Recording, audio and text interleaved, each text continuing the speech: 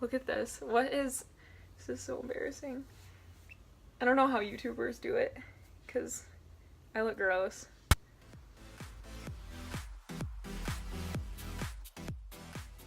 How are we gonna start? Alright, what's up, y'all? Desby Fit 1. Wait, are we playing it right now? Yeah. Oh. Hey, guys. Barbie. Desby Fit 1. Muscle Barbie Brooke. We're here taking a few of your guys' questions. We're gonna discuss it, give our implements. We're obviously not professionals or like doctors. No. But we are going to give some direction, shed some light, our personal experiences. So you guys can soak it up and learn from it. All right. You got? One of our first questions and questions we are asked often is what keeps you motivated? Quite honestly, not every day I am motivated. Some days I do have to drag my butt to the gym. But I know once I'm done with it, I'm like, all right. Food. I can eat. That is one thing that does keep me motivated, though, is my post-workout meal. I would say keeps me motivated is always knowing, and I told Brooke this earlier, knowing that working hard will always lead to a positive. So whether it be school, you work hard, you get good grades. College, you work hard, you graduate. Careers, you build a good resume, you get a good job. I think it goes hand in hand with weightlifting, and in our case, competing. We work hard in the gym, we work hard during a prep. We're going to see results on stage. So that keeps me motivated, knowing that there's always a reaping of rewards. And one more thing I want to add to the motivation is definitely, some people are like, well, why do you post so much on social media, all this stuff. That's one thing, though, that definitely does keep me motivated is being with the crowd that I know I want to follow. And the crowd I want to follow is the fitness industry. And a lot of it is turning to social media. And that's just one thing that always keeps me motivated is social media. For sure. Why did you decide to compete? And was it hard? Let us just take a moment of silence for the issues that I accompanied prep. Emoji. Was it hard? Yes, it was freaking hard. There were days where I didn't know why I was doing it. There were days where I loved it and I knew why I was doing it.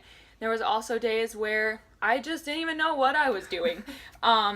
It was an amazing experience. I decided to do it because I could no longer bear what CrossFit was doing to my body, which I'm a big advocate still for CrossFit. I personally was just not made for it. So I wanted to broaden my horizon, my knowledge in the exercise field, and be able to understand what bodybuilding was. So I started bodybuilding, ended up finding a coach, decided to just gung-ho it and compete, and here I am now. 2 shows post.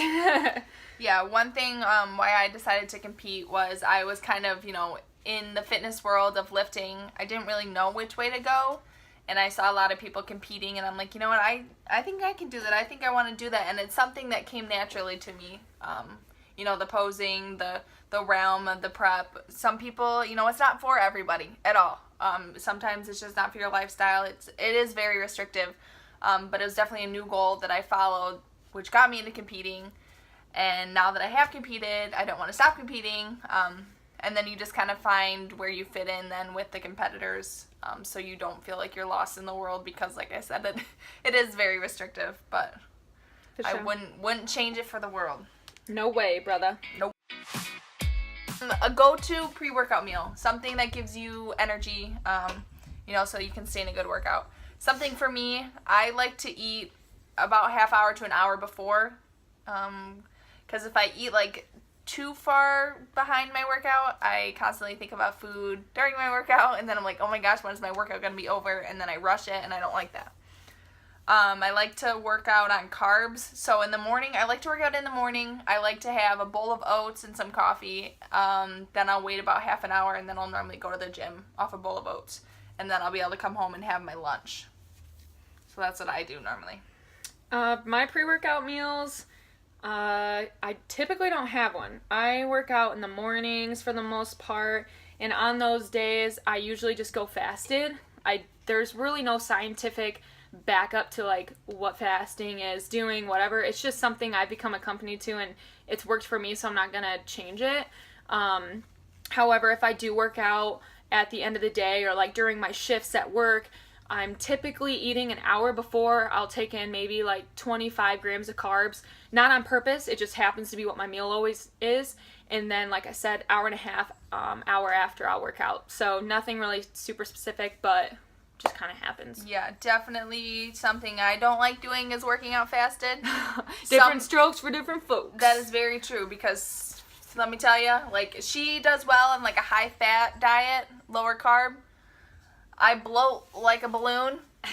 Just my body does not react to fat, so it's kind of the same thing, like whatever fits with you. Like, don't think you have to have a specific pre-workout meal. Like, if you do well fasted, great, hit it fasted and you don't feel like you're losing anything off of it. If you want carbs before, have carbs before. Like she said, different strokes for different folks. Everybody's different. Try what works for you. For sure.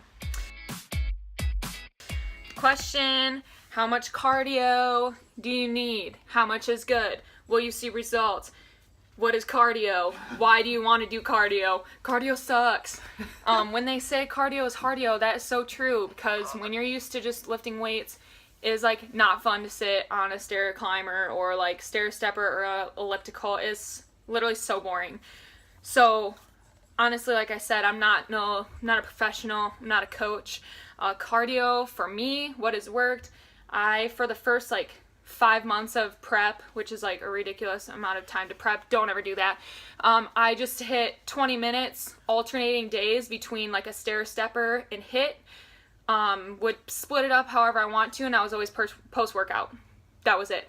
At the end of prep, I got upwards to like 50 minutes on a stair stepper, but that was, again, for a reason. You know, for a typical person, I wouldn't just be like, oh, go hit the stair stepper for an hour. Like, you know, the different reasons for different types of cardio. However, I believe doing it, what would you say, 3-4 times a week, maybe 20, 25, 30 minutes at the max, you're going to see results. However, don't expect to make gains, as in strength gains, if you're still incorporating like a crap ton of cardio, because that is like going to strip muscle right away. That's meant to use fat, and it'll break down your muscles.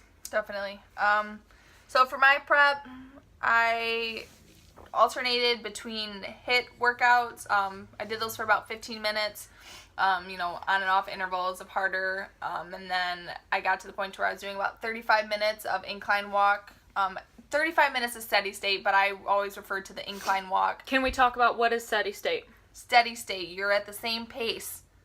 You know, you're not intervaling anything, you're just... Heart rate is pretty much mediocre, staying at a solid state, right. Literally steady state. One thing that I always learned, you know, is that you should not be comfortable carrying on a conversation. You can talk, but would you want to carry on a conversation for 10 minutes with somebody? No, you're going to be like, okay, like, no. Good mark. I just like to incorporate cardio in my off season, so I don't put on a bunch of weight, but I also keep it so my cardiovascular system is still working, and I'm still working my heart, and I'm not just all of a sudden cutting off cardio. I do enjoy cardio when I'm not pushed to do it for half hour. You know, if I just want to go do the stair stepper for 20 minutes, I'll go do the stair stepper for 20 minutes. But it is very true. Weight training, you're going to increase your strength gains. You're going to increase your muscle mass. Cardio should be lower. If you really want to lean out, then you can increase your cardio and decrease your weight training. But you are quite possibly going to lose some muscle mass if you do too much cardio. And mind you, that could turn into a term in the health world called skinny fat. This is where you are lean, but you have not a lot of body composition of muscle, to where you are just like skinny, flabby. And that's what happens when you don't eat enough, too. Yes. Diet is a whole nother realm, and maybe we'll do another video on that if we get response. So yes, if this is beneficial to people and they have more questions, I would love to do one about diet. And because some people, you know, maybe we'll do it on bro diet versus fit your macros. Mm-hmm. I've done them both ways. People like bro diets, people like fit your macros. Completely different strokes. For different folks. What we're going to end on is kind of where we're at right now, quite honestly, which is a term called reverse diet. Okay, so after a show, about that. Yes, after a show, you can't just surplus yourself with food. So I know personally, I followed like literally 200 food pages during peak week, and I was like planning all these meals I was gonna like take in, and I'm like, oh my gosh, like ice cream, pizza, froyo, and all in one meal, like crazy. Well, what happens is when, you know, you take that day after your show to engorge in food and lay in it and bathe in it, and then after that day, if you keep doing that, you will gain fat like no other. And this is due to your metabolic system not catching up with the surplus of food that you're being given. So you're going from like 1,200 calories to surplusing to like, you know, upwards of 3,000, 4,000 calories. And that is going to go straight to fat. You are not going to use that as fuel. That is going to be right. Your body is stored. not going to be able to burn that. No. It's going to be like, what are you doing? Because it's slowed down so much with your low calories. Mm-hmm. So they call it reverse dieting because you're slowly adding back in the carbs, the fats, the calories. Mm-hmm. So you're revving up your metabolism again. So then all of a sudden, yes, you're supposed to gain weight. I've already put on about 3 pounds, range here and there. And I plan on I hope to put on at least another 15 pounds just to make some good gains this off season because I don't plan to compete again until September. Yep, and I've put on, I think maybe like 5. And obviously for where we were in a deficit, this fat gain that we made was back to finally like our legs, in our face, in our arms, a little bit in our abdomen. These were places that were stripped of fat where it looked weird. You know what I mean? We had like, you were like your diet face. Yeah. Literally, that's what we looked like. So the fat gain that I've had has been positive for me because I almost feel 10 times more confident with how I look now because I don't look like a freaking skeleton or like a little beanpole. Like, that's not how I want to look either. Mm-hmm. So, again, I want to put on weight as well. We both do. Yeah. And in order to make gains in the gym, head to Gainesville, hop on the train. You're going to need to eat the carbs. You're going to need to eat everything. And that's not just clean foods. You know, if we want a Pop-Tart now, we're getting a Pop-Tart because if you didn't know, Pop-Tart is like the staple of bodybuilders. So you have to eat Pop-Tarts if you bodybuild. I don't know. I've been stuck on the Reese's trains. I don't know. I got the little Christmas trees. Eat one of those daily. And sometimes, too, it is not like, you know, once you're in the post-show, it's kind of getting your head back on straight, too. Mm-hmm. Saying yes to some more things. That's one thing I want to do this off-season post-show is just start saying yes to a couple things. One good example was on Monday. Went to a movie with my roommate. Thought the movie started at 6:45. Had my popcorn all packed. Movie didn't start till 8:45. Okay, well, I'm not going to be like, all right, let's just go back. You know, I can eat my safe foods. You know, we want to go get Chinese. I'm not prepping for anything. I could afford the extra calories. You know, because I am trying to put on weight. So it's something that I said yes to because I'm living my life, because you should not always be controlled by numbers if you are not prepping for a show, you know, or restrictively dieting for some special need. One thing I want to do post-show is definitely say yes to experiences. Yes to life.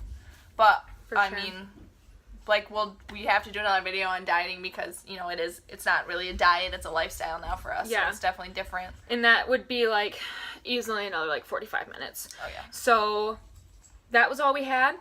We'll go ahead and wrap it up because we're not going to take up a ton of your time. However, think of this as a teaser to what could come, right? Because next thing you know, we're going to be those cool YouTubers. With the cool videos. Yeah. And have like... And next thing you know, we're going to have even more gains because we're still putting... You've got 5 pounds over there. I got like 3 pounds. So next thing you know, we're going to be like... Okay, so thanks for watching. Comment if you have any questions. Below. We'll go ahead and put all of our coupons and discount codes in the description box below. Bang. So get you some monies off the good deals and good places. Good products. And we'll catch you guys on the flip side when we're like 15 pounds heavier. And tomorrow's Thanksgiving, or today's Thanksgiving whenever we post this, or it's Thanksgiving week. It might be Thanksgiving, I don't know. Enjoy your treats. Memories, not macros. See you guys. All the turkey.